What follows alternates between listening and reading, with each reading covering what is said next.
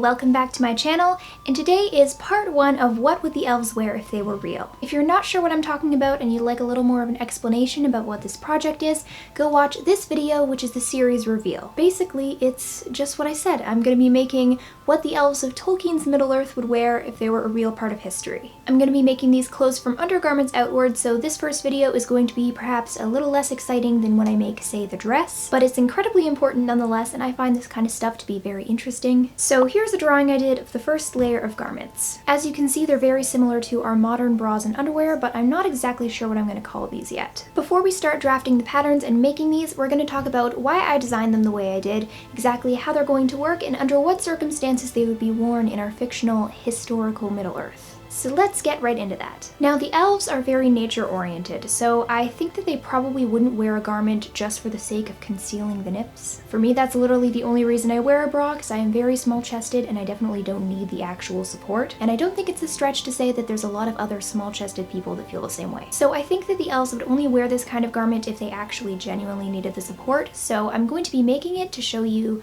exactly how it would be constructed and all that kind of stuff, but for the final outfit, I don't think I'm actually going to wear it. I'm going to make this with the closure in the front because honestly, I don't know why more bras today aren't made that way. I guess for the sake of structural integrity, if you have like an underwire, it's easier if it's going all the way across the front, but I digress. The design is pretty simple and mostly designed for sturdiness and ease of construction. If needed, this could be made with a wire going under the bust for extra support.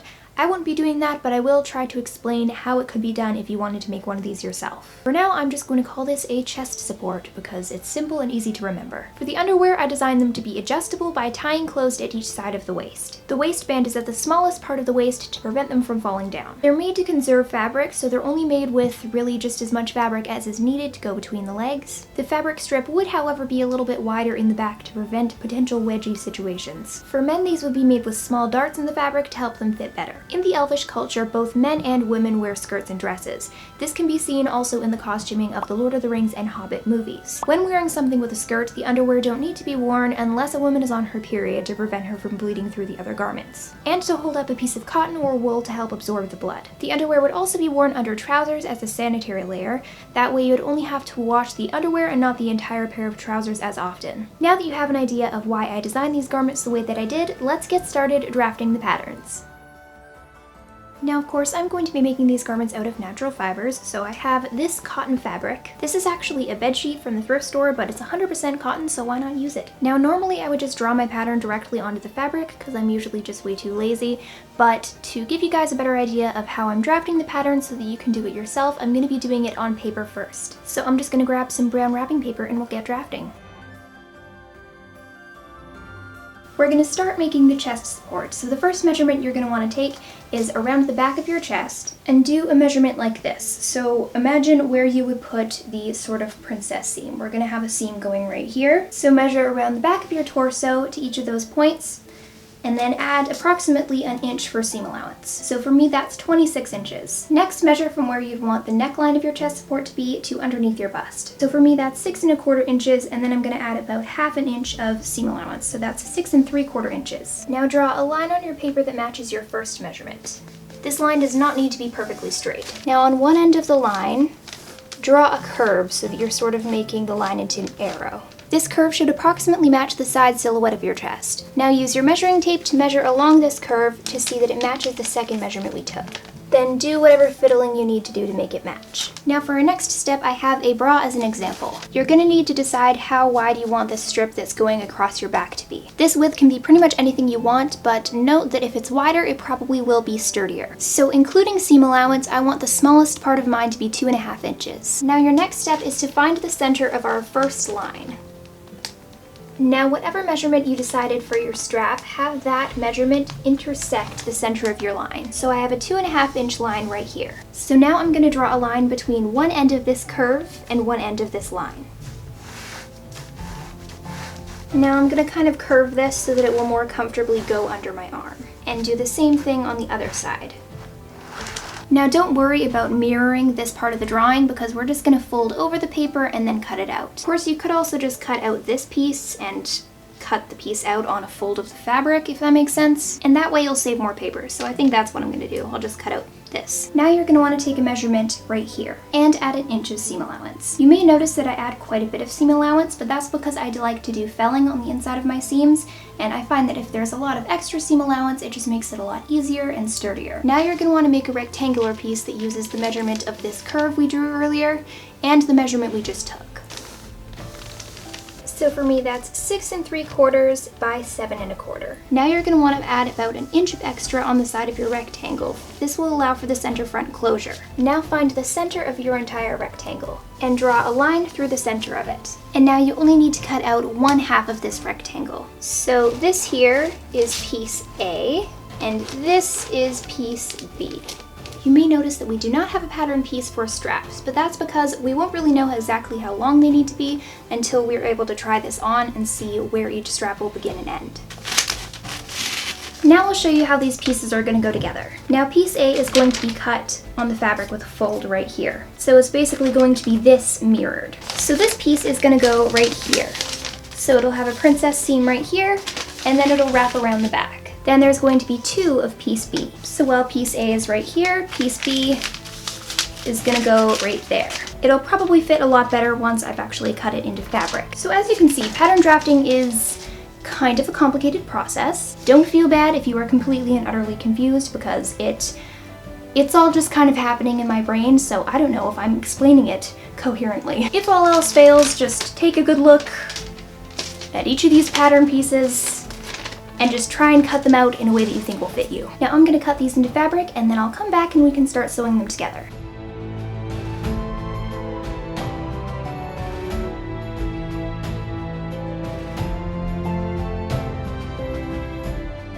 So yes, this fabric is incredibly wrinkly, but do I care?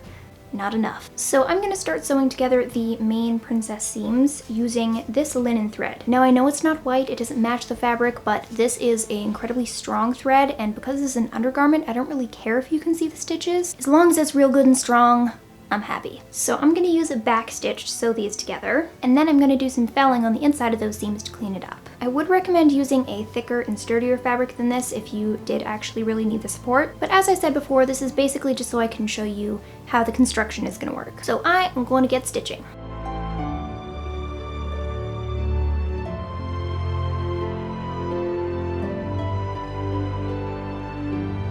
Alright, so I have sewn the pieces together. I had to make a few alterations, like on the front I had to trim off a little bit of fabric in a couple spots, and I also had to change the curve a little bit. But now that that's done, it fits pretty well. So now I just need to fell these seams and hem all around the raw edges. And then we can start talking about the closure and the straps.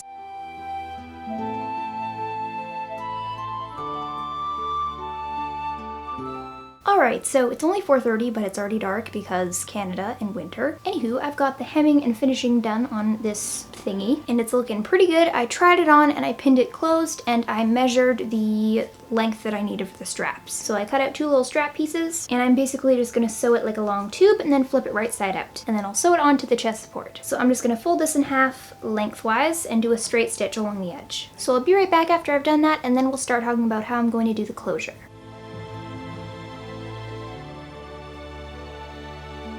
Alright, so I sewed the straps on and I just did that with a whip stitch. And now for the closure, I'm going to be doing spiral lacing. So it's like lacing, but it's not like the generic costume corset kind of cross lacing. It goes in a spiral. I marked where each of the holes is going to go with a pencil, and then I took this really thick like embroidery needle and I stabbed that in there to sort of open up the hole, and then use the tip of my pencil to sort of like force it open a little more. And then I'm going to use my linen thread to do a buttonhole stitch around the edge. And I'll do that for every single one of these many little eyelets. That's going to take me approximately 1,000,000 years, so I'm gonna get started.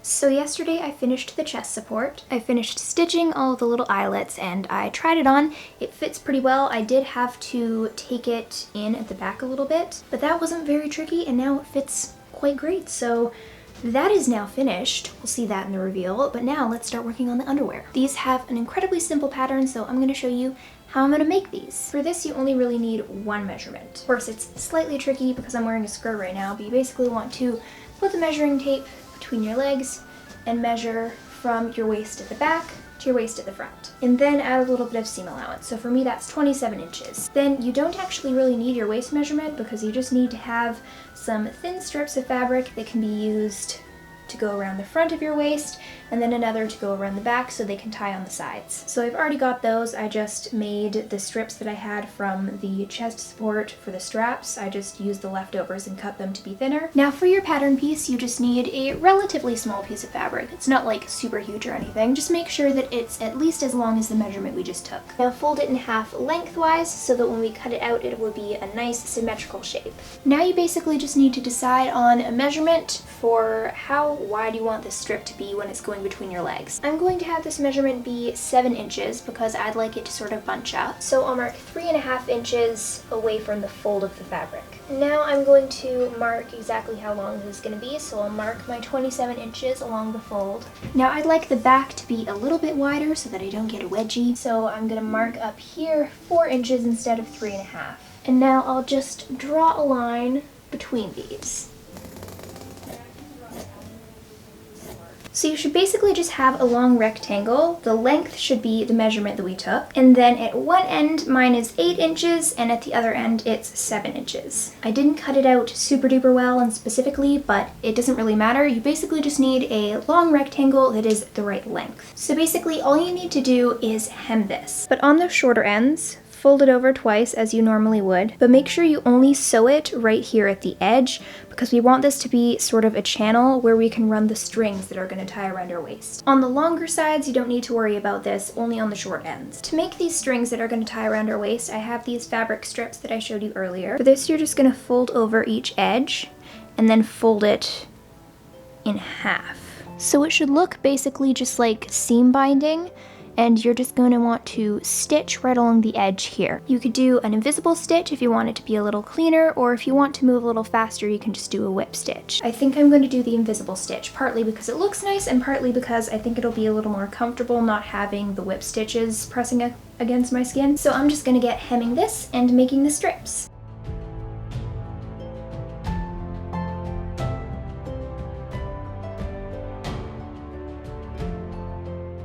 So instead of the original plan of one string going through the back of the underwear and one string going through the front to tie at the sides, I ended up just using one and going through the front and the back. So they're still adjustable, but they only tie closed on one side of the waist instead. After that, both the garments were done, and it's time for the reveal. Ooh. So clearly, I'm not going to show you me wearing next to nothing on camera, so this is the closest you're going to get to me wearing it. However, I am going to give you some close-ups of the garments themselves.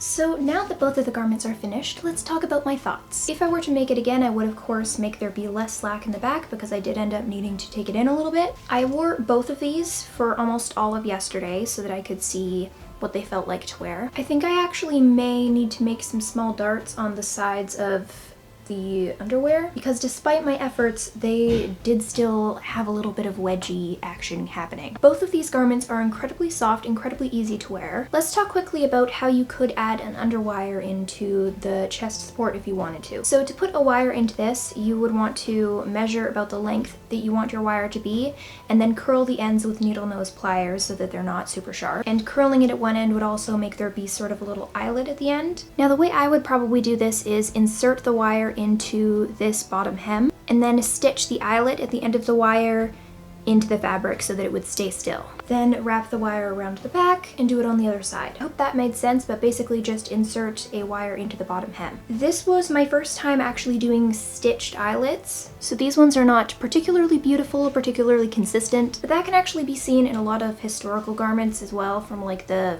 like the 16th, 15th century. I am overall very happy with both these garments. They're very comfortable and I think that they will be a perfect first layer of our Elvish wardrobe. Real quick before I finish off the video, I'd like to mention that I have an Etsy shop called Gwen's Vintage Box where I'm selling vintage and antique curated boxes themed after different colors. So if you want to go and check that out, the link will be in the description. You can also follow me on Instagram, where I post a bunch more content, some photography that I do and all that kind of stuff. Instagram is also where I put on my story and stuff if a YouTube video is going to be late or if I'm skipping a week. So that would be it for today. I hope you enjoyed this video. Please comment, rate, subscribe, and all that jazz, and I'll see you guys next time. Bye! Of course someone's using the blender. Someone always uses the blender when I film. I don't know what to tell you, it keeps happening. For the underwear, I designed them to be adjustable by tying closed at each side. Nope.